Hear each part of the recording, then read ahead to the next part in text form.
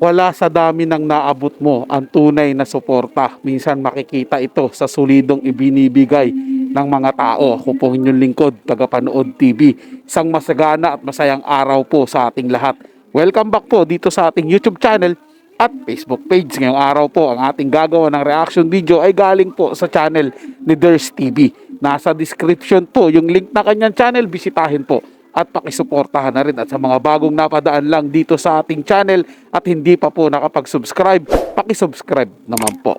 Hit nyo na rin po notification bell para lagi po kayong updated sa mga bago pang video na ating ilalabas. Share, like, and comment din po kayo mga tagapanood. Atin yung babasahin at pupusuan. So simulan na po natin ang ating reaction video sa araw na to mga tagapanood. Let's do this! Hello everyone! Kung bago pa lang kayo dito sa ating channel, mag-subscribe na kayo at i-hit ang notification bell para lagi kayong updated sa mga balitang napapanahon. Welcome po sa Ders TV. Andito na naman ako para maghatid ng mga bagong balita na may kaugnayan sa TVJ and sa TV5. At isa na nga sa ating pag-uusapan ay tungkol po sa 73 million ng Giant Network na hindi umubra sa TV5.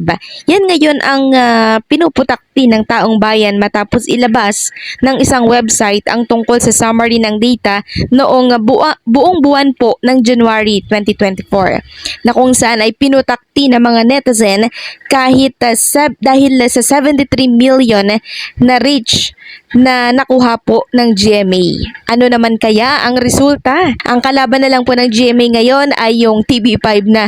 Pero tinatalo sila ng TV5 kahit limited ang reach ng TV5. Samantalang ang GMA ang laki po ng reach pero nalalamangan po sila ng TV5. Pag-usapan naman natin ang tungkol sa inilabas ng isang website tungkol sa GMA na kung saan ang reach ng GMA sa loob ng buwan po ng January 2024 ay 73 million reach.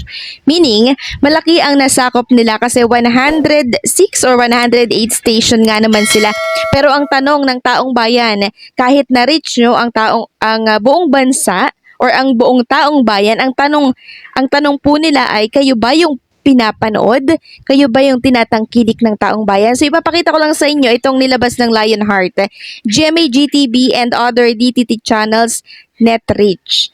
For January 1 to January 1, December 31, 2023 po ang data na to. So makikita natin dyan, project number of TV viewers reach 73 million, tapos net reach 94%. So dito lang yan sa Pilipinas.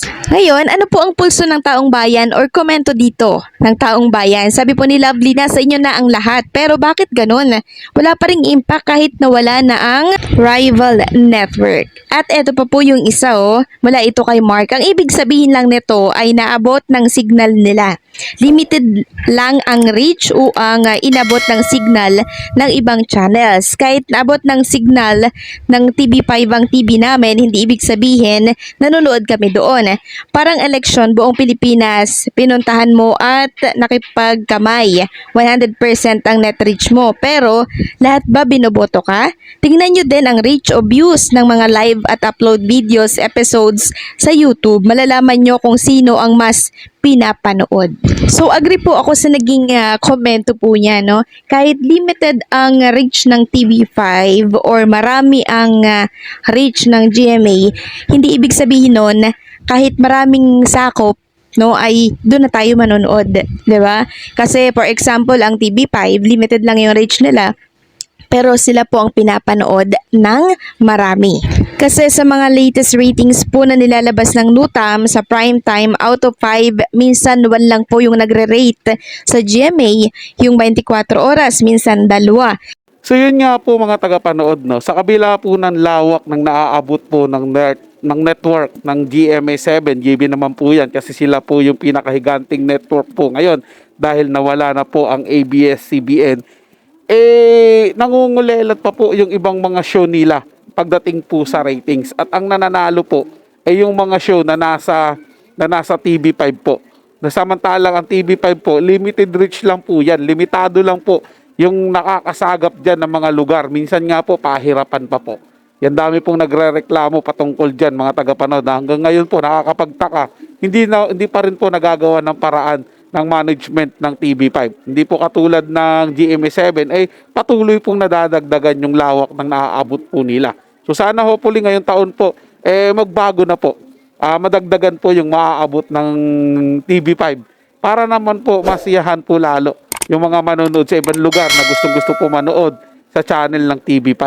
'Di ba po? Patunay po mga tagapanood na wala po yan sa lawak ng naaabot. Nasa desisyon pa rin po yan ng mga tao kung sino po yung panonoorin nila, kung sino po yung tatangkilikin nila. Nagkataon po na nasa TV5 po yung mga magagandang palabas po. Gibi na po yan mga tagapanood, sasabihin po ng iba dyan.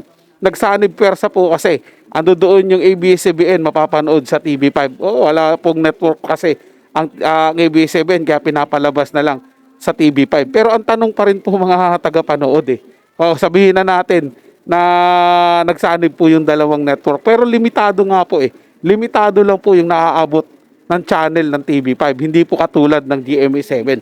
Sila po yung mas maraming kayang makaabot kung saan mga liblib na lugar nga naaabot nila. Nakakapanood po ng GMA7. Pero pagdating po sa pagtangkilik ng mga tao, lamang po yung TV5. Bakit ba? Bakit? Yun po yung katanungan mga tagapanood Kaya tama po yung mga nagko-komento rito. Hindi ko mo naaabot nyo, malawak ang naaabot nyo, kayo na po yung panonoorin. At tama rin po yung sinampul nila kagaya ng sa eleksyon. Hindi po ba? Abot nyo nga lahat, nalilibot nyo lahat, nakakamayan nyo lahat. Pero pagdating ng eleksyon, bakit kayo natatalo? Hindi po ba?